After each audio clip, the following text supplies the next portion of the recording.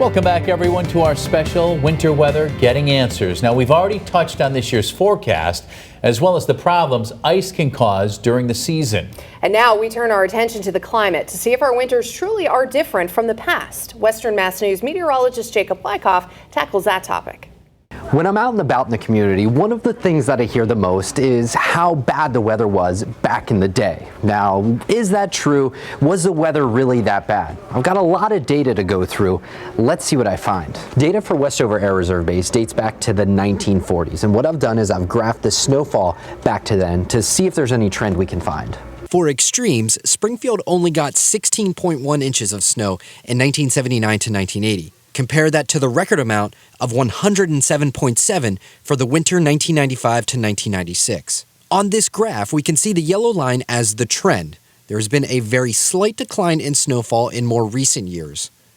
The red line shows the 10-year average ebbing and flowing, but generally speaking, it's stayed the same over the last 75 years. So the snowfall data doesn't show any real changes from now to then, but what about temperatures? I took the temperature data from November to February, and I sorted the record high temperatures and the record low temperatures by decade. If there was a tie, let's say the same record high temperature in 2 different years, both years got tallied.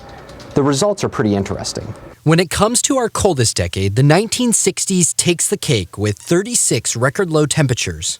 On the flip side, the 90s have 30 record high temperatures. Combining both record highs and record lows shows our current decade, the 2010s, taking the crown for the most extreme decade. This is just one data point for Springfield and may not be indicative for all of southern New England, so let's head out east to the Blue Hill Observatory. This is the oldest continually operating weather observatory in all of the United States. We opened on February 1st, 1885, and have been studying and measuring the weather the exact same way every single day since then. At other reporting sites, instruments have changed or locations have moved, but that's not the case for Blue Hill. They have reams of books with exact measurements from every single day for the last 135 years. Makes us what's called a benchmark climate station. And in the suburbs of Boston, it gives a great glimpse into the climate of eastern Mass. So one of the things that happened a lot, say in the 1960s, which was one of the decades that a lot of people remember a lot of snow, the snow didn't melt as frequently or as quickly. So the snow stayed on the ground more, so one storm would accumulate on top of another. So we've seen both extremes. We've seen much more mild winters, which matches the people that say, oh, winters were much colder and more severe when I was a kid.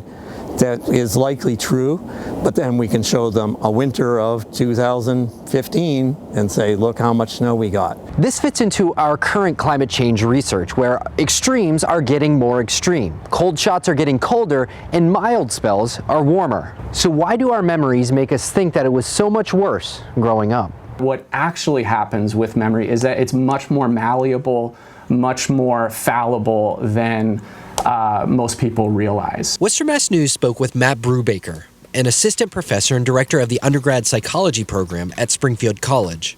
They think our memories act kind of like a video camera, right? Where it's recording our daily lives, and then whenever we recall memories, bring them back up, that we're simply just replaying that video. And that just isn't the case. Brubaker points to a theory called the reminiscence bump, where enhanced recollection of memories occurs for events during our formative years. As we get older, we tend to hold on to memories from our childhood and our adolescence much more than as we hit our 20s, our 30s, our 40s. There's a lot of milestones that we're hitting during that time. By the time we get to our 20s, 30s, 40s, who really cares, right? We want to forget how old we are. So before you stop and say winters were so bad back in the day, maybe that was the case, but how do you know for sure unless you really check that out? Because if we're just relying on our own intuitions, our own memories, research is pretty clear on that, we need more than that. For Western Mass News, I'm meteorologist Jacob Wyckoff.